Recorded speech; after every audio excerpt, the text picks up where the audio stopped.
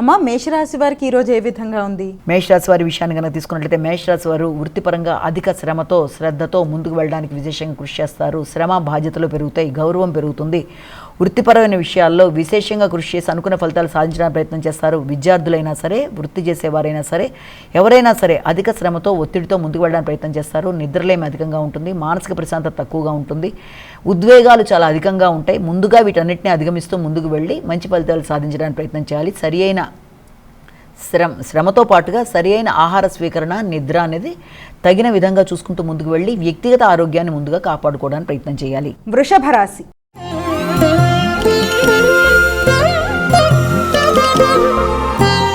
అమ్మ, వృషభ రాశి వారికి ఎలా ఉంది ఈరోజు? వృషభ రాశి వారికి దూర ప్రయాణాలకు అవకాశం ఉంటుంది. విద్యాపరమైన విషయాల్లో నూతన ఆలోచనలు చేస్తూ ముందుకు వెళ్ళడానికి ప్రయత్నం చేస్తారు.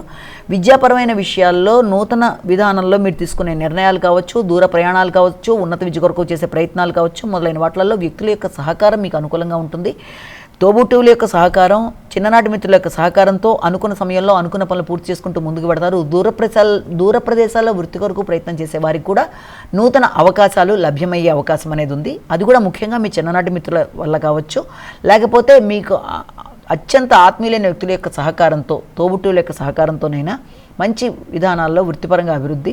విద్యార్థులకు విద్యకు సంబంధించి మంచి ప్రణాళికాపరంగా ముందుకు వెళ్ళడానికి చేసే ప్రయత్నాల్లో అది కూడా చాలా వరకు అనుకూలతలు ఏర్పడడానికి అవకాశం ఉంది. మిథున రాశి.